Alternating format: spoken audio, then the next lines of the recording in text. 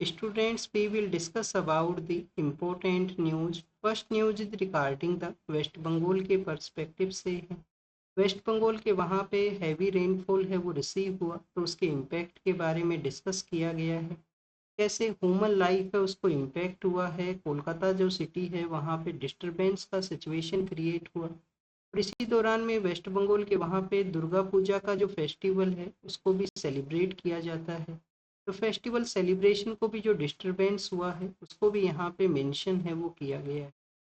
जब भी किसी एरिया के अंदर में हैवी रेनफॉल हुआ करता है तो उसके बिहाइंड में जो रीजन्स हैं वो आईएमडी के द्वारा मेंशन किए जाते हैं। आईएमडी के द्वारा आप देखिए कि नॉर्दर्न पार्ट ऑफ इंडिया में जब बारिश हुआ था तो वहाँ पे western disturbance cloud burst in terms को मेंशन किया गया था। वेस्ट बंगाल का जो बारिश है उसके बिहाइंड में रीजन्स बताए गए हैं कि बे ऑफ बंगाल का जो नॉर्थ वेस्टर्न पार्ट है, बे ऑफ बंगाल का जो नॉर्थ वेस्टर्न पार्ट है वहाँ पे लो प्रेशर एरिया है वो क्रिएट हुआ। जब आप देखिए कि एयर का जो सर्कुलेशन है उसके बारे में आपने रीड किया होगा कि हैवी प्रेशर एरिया से लो प्रेशर एरिया के लिए एयर का जो मूवमेंट है वो हुआ करता है, तो उसी को एक मेजर रीजन है वो यहाँ पे मेंशन है वो किया गया। क्लाउड ब्रस्ट अगर हम टर्म के बारे में रीड करें तो स्टूडेंट्स अपने मानसून सेशन के दौरान में इस टर्म को काफ़ी बार रीड किया होगा। नॉर्दर्न पार्ट ऑफ इंडिया में जिस तरीके से जो डैमेज है वो हुआ है हैवी हैवी रेनफॉल की वजह से, उस दौरान में भी ये टर्म काफ़ी ज़्यादा न्यूज़ के अंदर में था। बेसिक जो क्राइटेरिया है वो क्या है, बेसिक ऐसा कौन सा कंडीशंस डेवलप होती हैं जिसको कि हम क्लाउड ब्रस्ट है वो बोला करते हैं। 20 to 30 जो स्क्वायर किलोमीटर का एरिया है, 20 to 30 स्क्वायर किलोमीटर का जो एरिया है वहाँ पे 1 आवर के दौरान में 100 mm या मोर देन 100 mm का अगर बारिश होता है तो उसको क्लाउड ब्रस्ट का जो कंडीशन है उसके रूप से डिफाइन है वो किया जाता है। वेस्ट बंगाल में क्लाउड ब्रस्ट है वो एक रीजन नहीं है, जो वेस्टर्न डिस्टरबेंस है वो भी यहाँ पे कोई रीजन नहीं है। लो प्रेशर एरिया क्रिएट होना बे ऑफ बंगाल के अंदर में उसको एक रीजन है वो यहाँ पे बताया गया। आने वाले समय के लिए आईएमडी ने अपना एडवाइजरी है उसको भी रिलीज किया है कि जो अंडमान एंड निकोबार का एरिया है, जो अंडमान सी का एरिया है वहाँ पे हैवी जो साइक्लोनिक कंडीशन है वो डेवलप होगा, जिसकी वजह से जो फिशरमैन्स हैं वो यहाँ पे अंडमान सी वाटर बॉडीज के अंदर में एंट्री है उसको ना कैरी आउट करें। स्टूडेंट्स, जब भी हमारे यहाँ पे बारिश होता है तो अर्बन एरियाज के अंदर में उसका मेजर इम्पैक्ट है वो हुआ करता है, जिसको कि हम काफ़ी बार अर्बन फ्लड नाम का जो टर्म है उसके नाम से भी जाना करते हैं। आप देखिए कि नॉर्दर्न पार्ट ऑफ इंडिया की भी काफ़ी सारी सिटीज़ का इसका इम्पैक्ट है वो हुआ था। कलकत्ता के अंदर में इसी तरीके से इम्पैक्ट है वो देखने के लिए मिला है। आपका जो जीएस पेपर 1 है, यूपीएससी का जो मेंस का जीएस पेपर 1 है उसके सिलेबस के अंदर में मेंशन है कि अर्बनाइजेशन के जो प्रॉब्लम्स हैं और उसकी क्या रेमेडीज हैं वो होने चाहिए, उसके बारे में आपको पता होना चाहिए। प्रेजेंट समय के अंदर हमारा जो कितना परसेंट ऑफ पॉपुलेशन है जो अर्बन एरिया के अंदर में रहा करता है। आप देखिए कि 2011 का जो सेंसस के अकॉर्डिंग अगर हम कैलकुलेट करें तो 31% जो पॉपुलेशन है वो अर्बन एरियाज के अंदर में रहा करती है। अर्बन एरियाज हमारे सस्टेनेबल होने चाहिए क्योंकि इकोनॉमी के जो ग्रोथ इंजन के रूप से भी हम इनको देखा करते हैं।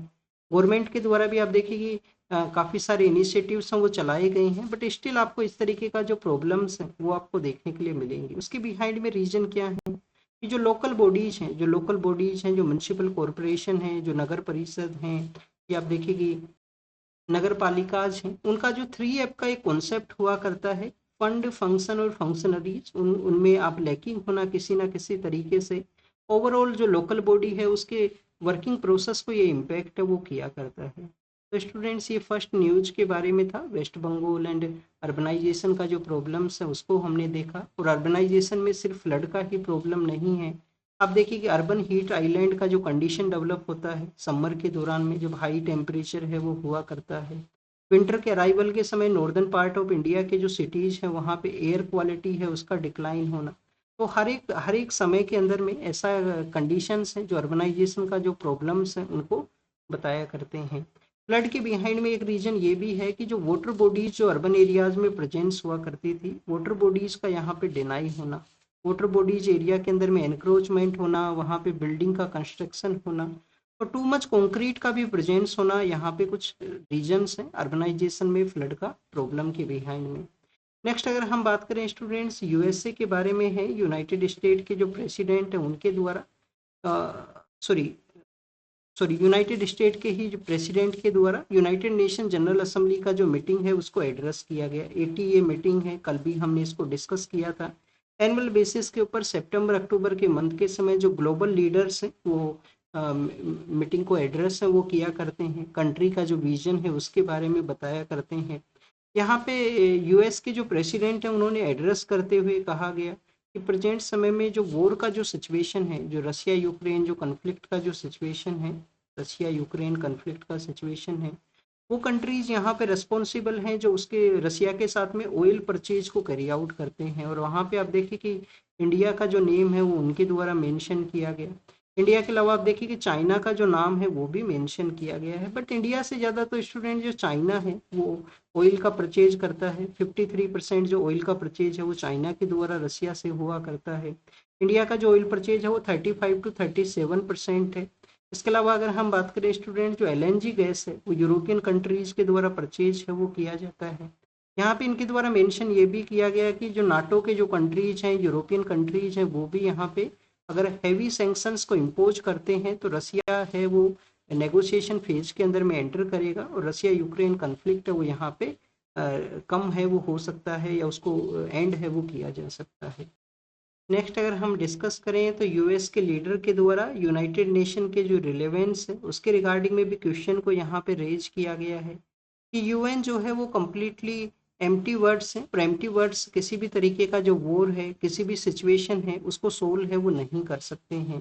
तो रिलेवेंस के बारे में यहाँ पे बता दिया गया है। इलीगल जो माइग्रेशन है उसके रिगार्डिंग में भी यूएन के द्वारा कोई एक्शंस है वो नहीं लिए गए हैं, उसका भी यहाँ पे उनके द्वारा मेंशन है वो किया गया। तो यूएन का आप देखिए कि काफ़ी बार जो क्रिटिसिज्म है वो आपको मिलेगा कि इनइफेक्टिव है, इनएफिशिएंट है, किसी भी तरीके से जो कंटेम्प्रेरी वर्ल्ड के जो चैलेंज हैं उनको टैकल करने के अंदर में इनइफेक्टिव है वो बताया गया है। अगर हम बात करें स्टूडेंट्स यहाँ पे इलीगल माइग्रेशन जो कि यूएस के लीडर के द्वारा मेंशन किया गया है, तो यहाँ पे कुछ सेंट्रल अमेरिकन कंट्रीज हैं, जो हमने कल या परसों का जो न्यूज़पेपर था उसमें भी रीड किया था। आप देखिए कि इस्तुमस ऑफ पनामा है जो कि कनेक्ट करता है, जो कि सदर्न अमेरिका को कनेक्ट करता है यहाँ पे। तो पनामा नाम का जो नेशन है, पनामा का जो नॉर्दर्न पार्ट के अंदर में फिर कोस्टा रिका है, कोस्टा रिका के बाद में आप देखिए निकरगुआ है, फिर होंडोरस है, फिर अल सल्वाडोर है जो वेस्टर्न पार्ट के अंदर में सिचुएटेड है, अल सल्वाडोर है। और आप देखिए कि यहाँ पे जो नेशन है वो ग्वाटेमाला है, और ग्वाटेमाला के बाद में आपको बेलीज एंड मैक्सिको देखने के लिए मिलेगा। तो जो इलीगल माइग्रेंट्स हैं इन कंट्रीज को अपने रूट के लिए, अपना डेस्टिनेशन के लिए यूज करते हैं, और यहाँ से फिर आप देखिए कि वो यहाँ पे कंटिन्यूस नॉर्दर्न अमेरिका के लिए अपना माइग्रेशन को कैरी आउट करते हैं, और मैक्सिको बॉर्डर के थ्रू यूएस के अंदर में अपना एंट्री है वो किया करते हैं। इसी इलीगल माइग्रेशन के बारे में उनके द्वारा मेंशन है वो किया गया अपने कंट्री के पर्सपेक्टिव से।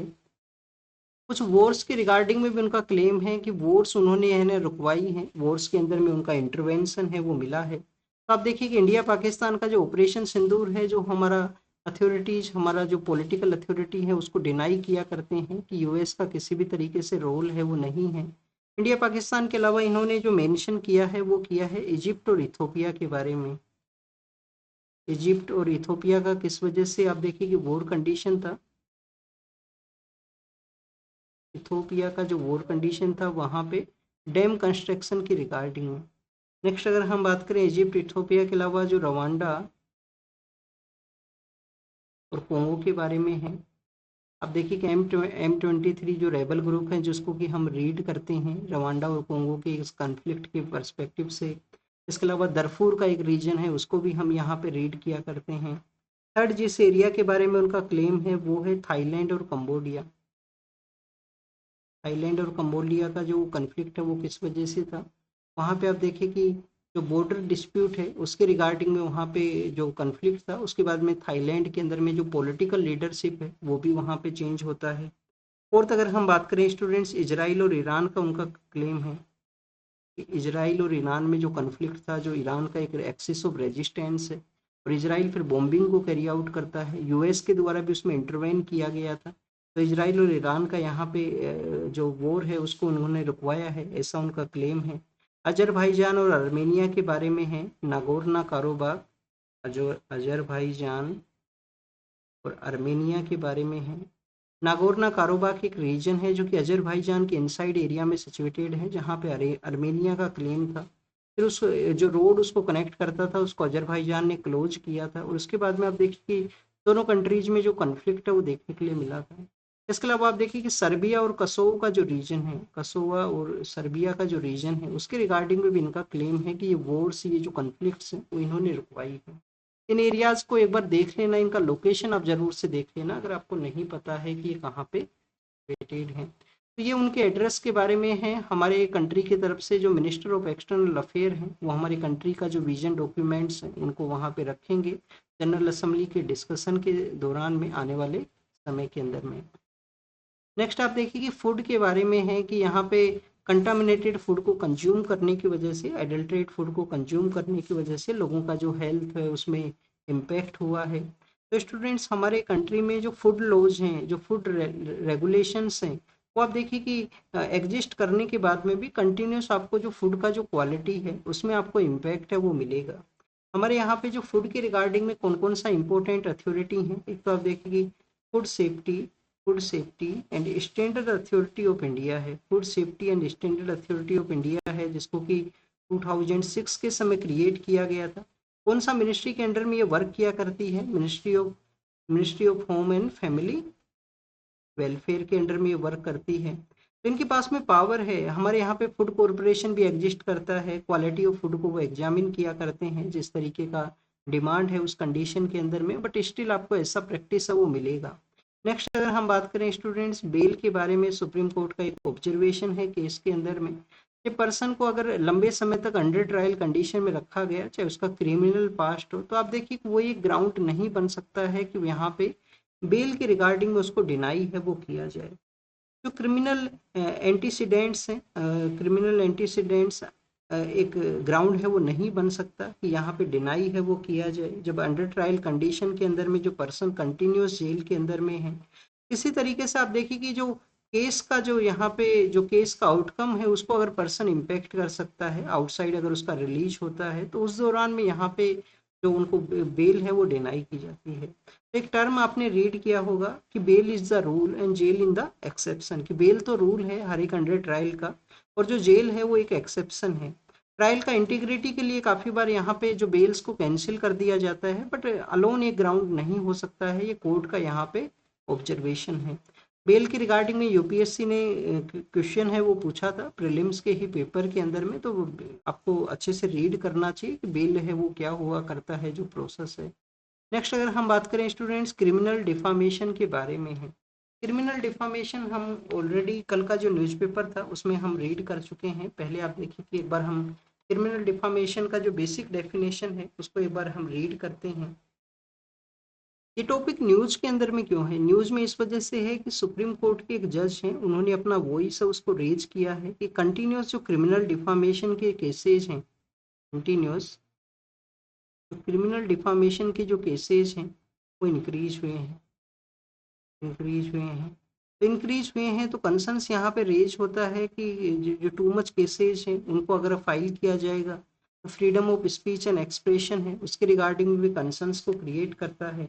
नेक्स्ट अगर हम बात करें डिफामेशन है वो हुआ क्या करता है। डिफामेशन मीन्स कि स्पीकिंग या राइटिंग वर्ड्स के थ्रू या साइंस को यहाँ पे बनाते हुए किसी पर्सन है उसका यहाँ पे जो रेपुटेशन है उसको डैमेज किया जाए। किसी पर्सन का जो रेपुटेशन है, किसी पर्सन का जो रेपुटेशन है उसको डैमेज किया जाए।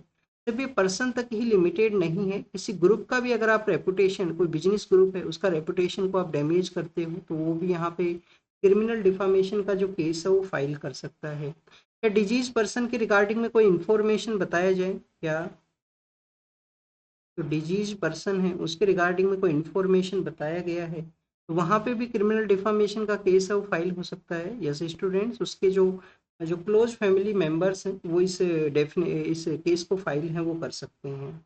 आईपीसी के अंदर अंदर जो 499 आईपीसी का जो 499 और 500 का जो सेक्शंस थे वहाँ पे बेसिकली डिफाइन है वो किया गया था जो डिफामेशन है उसके बारे में।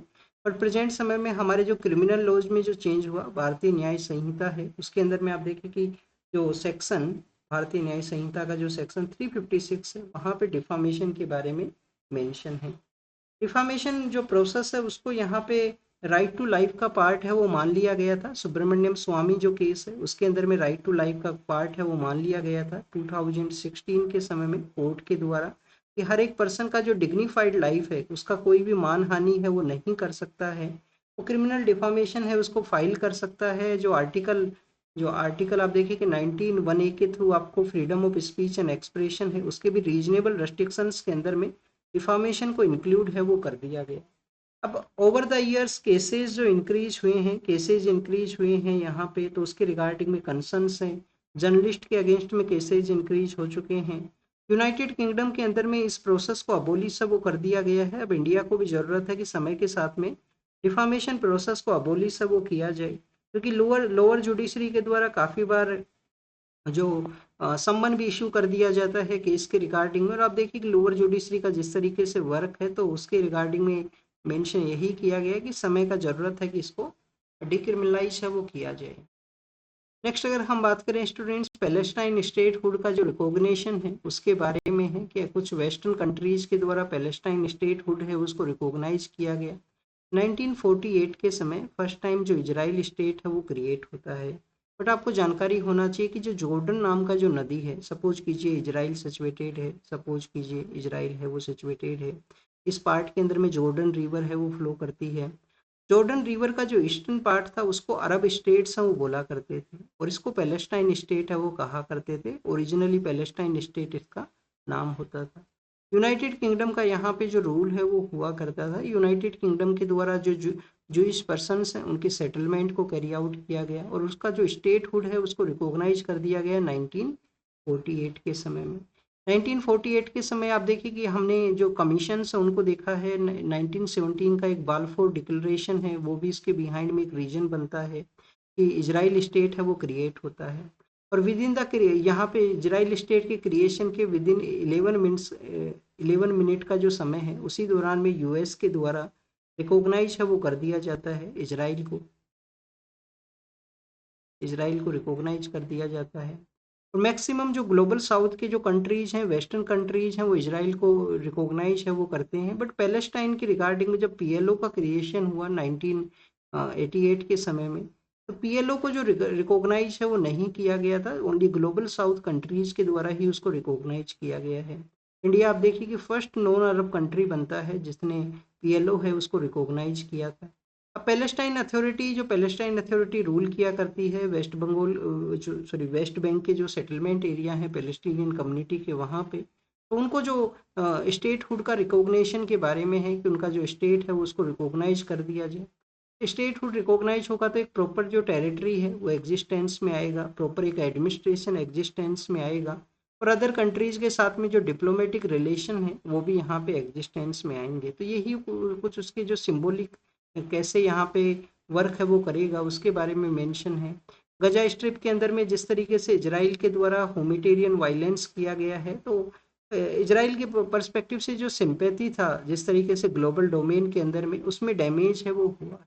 हमास के द्वारा अटैक किया गया था, बट इजराइल के द्वारा तो ह्यूमैनिटेरियन जो वायलेंस किया गया है गजा स्ट्रिप के अंदर में उसका यहाँ पे मेंशन है कि ये जो वेस्टर्न कंट्रीज के अंदर में भी जो इजराइल का जो सिंपैथी है उसके क्रैक को ये शो करता है। जो कंसेंसस जो उसके रिगार्डिंग में था उसमें क्रैक है उसको ये शो करता है कि कैसे यूनाइटेड किंगडम, कैसे फ्रांस के द्वारा, अब देखिए और भी काफ़ी सारे नेशंस जिन्होंने यहाँ पे पैलेस्टाइन अथॉरिटी का एरिया को जो रिकॉग्नाइज करने के बारे में कहा गया। Central board of film certification है, central board of film certification है। जब भी मूवी रिलीज होती है तो आपने रीड किया होगा उसको एक सर्टिफिकेट है वो दिया जाता है जहाँ पे उसके बारे में लिखा होता है। तो स्टूडेंट्स सर्टिफिकेट के बारे में ही बताया गया है कि जो अनरेस्ट्रिक्टेड जो सर्टिफिकेट हुआ करता है वो हाईएस्ट मलयालम मूवीज के अंदर में है, और लोएस्ट जो है वो भोजपुरी मूवीज के अंदर में है। भोजपुर का जो रीजन है जो जिसमें eastern part of Uttar Pradesh भी है, जिसमें आपका बंगाल का जो बिहार का जो रीजन है मेनली वहाँ पे भोजपुरी भोजपुरी जो लैंग्वेज है वो बोला करते हैं। नेक्स्ट नेक्स्ट अगर हम बात करें स्टूडेंट्स, यहाँ पे central board of film certification के जो डिफरेंट डिफरेंट यहाँ पे सर्टिफिकेशंस हैं उनको एक बार हम देखते हैं। आप देखिए कि आपको यू सर्टिफिकेट दिया गया है, डेट मीन्स अनरिस्ट्रिक्टेड, आपको सभी एज कैटेगरी के जो लोग हैं, ऑल एज कैटेगरी के जो लोग हैं उस मूवी को वॉच कर सकते हैं, देख सकते हैं। अगर आपको यू ओब्लिक ए का यहाँ पे सर्टिफिकेट दिया गया है, डेट मीन्स अनरेस्ट्रिक्टेड, और कुछ वहाँ पे एज स्पेसिफिक जो रेस्ट्रिक्शन है वो हुआ करते हैं कि अनरेस्ट्रिक्टेड तो आप देख सकते हो, बट यहाँ पे एज स्पेसिफिक कुछ यहाँ पे क्राइटेरिया है, जिसमें एज के जो क्राइटेरियाज हैं वो भी चेंज हुए हैं, 7+ एंड 3-4 यहाँ पे एज के जो लेवल्स हैं वो एग्जिस्टेंस में आई हैं पिछले कुछ समय में। फिर आप देखिए कि एडल्ट का जो मूवी हुआ करता है वहाँ पे ए सर्टिफिकेट आपको मिलेगा, और कुछ ऐसी मूवीज होती हैं जहाँ पे एस सर्टिफिकेट होता है, डेट मीन्स कि स्पेसिफिक जो पर्सन है, ये साइंटिफिक कम्युनिटी के जो लोग हैं वही देख सकते हैं, उनको कुछ स्पेसिफिक नॉलेज है वो होना चाहिए। तो स्टूडेंट्स इस तरीके से जो क्राइटेरियाज हैं वो होते हैं, central board of film certification है वो उनको सर्टिफिकेट है वो इश्यू करता है। मलयालम मूवी के ही जो एक्टर हैं मोहनलाल, उनको दादा साहेब फाल्के पुरस्कार है वो मिला है, उनके बारे में यहाँ पे बताया गया। नेशनल फिल्म अवार्ड्स के दौरान में ये दिए जाते हैं गवर्नमेंट के द्वारा। दादा साहेब जो हमारे इम्पोर्टेंट पर्सन है, उनका मेमोरी के अंदर में 1969 के समय दादा साहेब फाल्के अवार्ड है उनको स्टार्ट किया गया था। कैश भी वहाँ पे होता है, अवार्ड भी वहाँ पे हुआ करता है, और हाईएस्ट ऑनर है जो हमारा मूवी सेक्टर है उसका ये हाईएस्ट ऑनर है। 1969 के समय ये स्टार्ट है वो हुआ। इसके अलावा आप देखिए कि एसआर के हैं उनको दिया गया है, विक्रांत मैसी हैं उनको दिया गया है यहाँ पे अलग अलग मूवीज के रिगार्डिंग में। प्रेसिडेंट के द्वारा कहा गया कि वुमेन सेंट्रिक जो मूवीज हैं वो यहाँ पे एग्जिस्टेंस में होना चाहिए, सोसाइटी के अंदर में मैसेज है वो भी यहाँ पे डिलीवर करें। जैसे जो रानी मुखर्जी जो एक्ट्रेस हुआ करते थे, उनका भी एक मूवी है जो उन्होंने अबॉर्शन का जो राइट्स है उसके रिगार्डिंग में जो एक केस सामने आया था नॉर्वे के वहाँ पे, तो उसके रिगार्डिंग उनका मूवी है, उनको भी अवार्ड यहाँ पे मिला है। वुमेन सेंट्रिक कोई मूवी आपको पता हो, आपने कोई यहाँ पे अब देखिए कि एक्ट्रेस के द्वारा ही मूवी को लीड किया गया हो, पहले काफ़ी कम मूवी हुआ करती थी बट समय के साथ में ये मूवीज हैं वो इंक्रीज हुई हैं। इनिशियली जो यहाँ पे स्टार्ट होता है, कहानी नाम से एक मूवी आया था, कहानी नाम से एक मूवी था, कैसे जो एक वुमेन के द्वारा उस कंप्लीट मूवी को लीड किया जाता है, विद्या बालन उसमें एक्ट्रेस हैं वो थे। कभी आपको समय मिले तो देखना आप इसके बारे में, काफ़ी अच्छा उसमें रोल्स हैं, और कोलकाता के बारे में जो अभी हमने रीड किया, दुर्गा पूजा एंड वो सभी उसके अंदर में दिखाया गया है मूवी के साथ में वहाँ पे। नेक्स्ट अगर हम बात करें स्टूडेंट्स, ज्वेलरी का जो सेक्टर है, जब यूएस के द्वारा टैरिफ को इंक्रीज किया गया है, टैरिफ को 50% कर दिया गया, सेक्टर स्पेसिफिक कुछ टैरिफ वहाँ पे एग्जिस्ट करते हैं, और जेम्स एंड ज्वेलरी का वो सेक्टर है जिसको मेजरली इम्पैक्ट है वो हुआ है। पिछले कुछ समय में हमने काफ़ी सारे सेक्टर्स देखे हैं, हमने हैंडीक्राफ्ट का जो सेक्टर है वो भी रीड किया था कि भदोही के अंदर में कैसे कारपेट इंडस्ट्री को इम्पैक्ट हुआ है।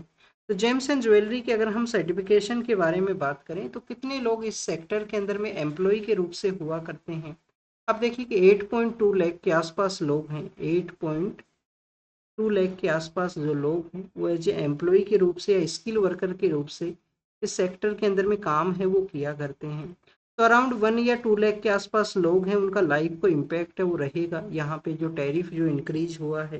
नेक्स्ट अगर हम बात करें, यूएस लार्जेस्ट इम्पोर्टर हुआ करता था इंडिया से जो डायमंड का जो कटिंग एंड पॉलिशिंग होता है, इंडिया में डायमंड का तो कटिंग एंड पॉलिशिंग का जो वर्क हुआ करता है, कटिंग एंड पॉलिशिंग का जो वर्क होता है, तो उसका मेजर यहाँ पे डेस्टिनेशन है वो यूएस हुआ करता था।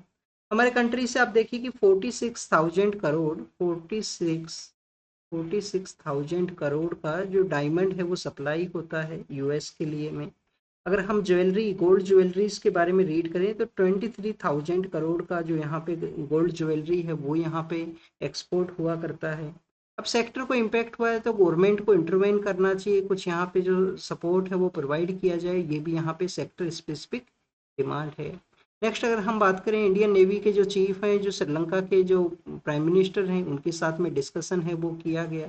मिलान नाम का जो हमारे यहाँ पे एक एक्सरसाइज हुआ करता है जिसमें कि नेवल फोर्सेज इंटरेक्ट करती हैं, उसके अंदर उसके बारे में भी डिस्कशन है वो हुआ है। चाइना के जो डिप्लोमेट हैं उन्होंने कहा है कि बॉर्डर डिस्प्यूट हमारे जो रिलेशंस है उसको डिफाइन है वो नहीं कर सकता है।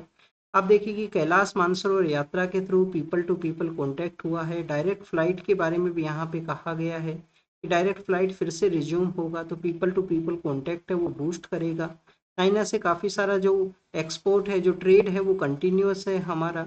और जो बॉर्डर डिस्प्यूट है सिर्फ वो ही यहाँ पे रिलेशन है उसको डिफाइन है वो नहीं कर सकता है, ये उनका मेंशन है।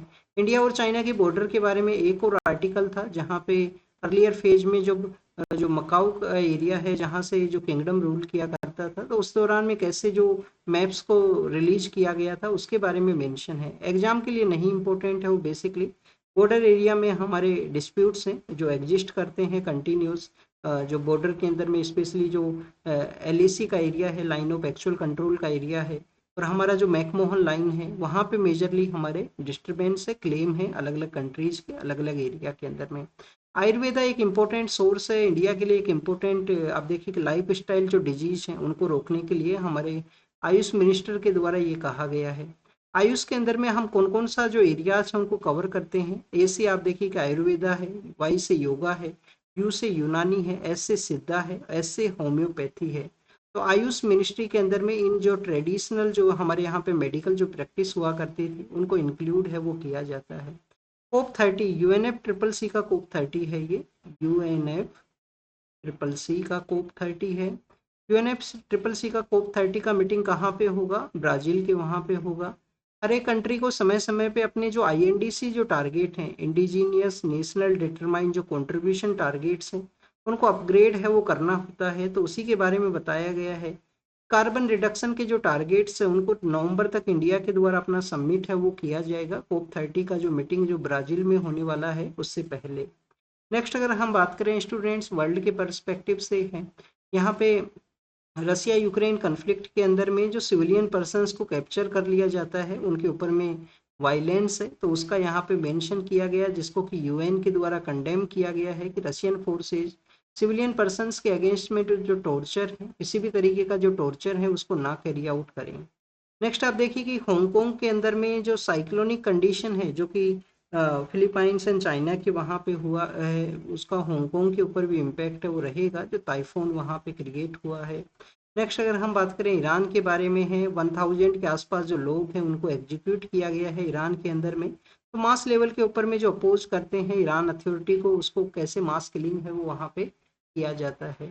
सिंगापुर के बारे में है, सिंगापुर का जो यहाँ पे जो मनी का पे करने से मना किया है पोल्यूशन डैमेज के रिगार्डिंग में श्रीलंका को सिंगापुर के द्वारा, तो ये बेसिकली मेरी टाइम जो पोल्यूशन है उसके रिगार्डिंग में डिस्प्यूट है वो हुआ है जो श्रीलंका के सिंगापुर के द्वारा डिनाई है वो किया गया। नेक्स्ट अगर हम बात करें स्टूडेंट्स डेनिस जो पीएम है उनके बारे में है, ड्रोन के बारे में उन्होंने मेंशन किया है कि रशियन ड्रोन से उन्होंने टेरिटरी है उसको क्रॉस है वो किया है, उनके अगेंस्ट में जो एक्शंस है वो लिए जा सकते हैं आने वाले समय के अंदर में। और नाटो फोर्सेज के बारे में भी मेंशन किया गया कि नाटो फोर्सेज ने रसिया को जो एयर स्पेस के वायलेशन के रिगार्डिंग में डिनाई है वो किया है कि एयर स्पेस का जो वायलेशन है वो ना किया जाए उनके ड्रोन्स के द्वारा, जो कि रोमानिया के द्वारा भी क्लेम किया गया था, एस्टोनिया के द्वारा भी इसका क्लेम है वो किया गया था। तो this is all the information related to the today's newspaper. आप इसको रीड कीजिए, रिवाइज कीजिए, जो भी इंफॉर्मेशन आपको मिला है उसको नोट डाउन कीजिए। Thank you students, thank you very much.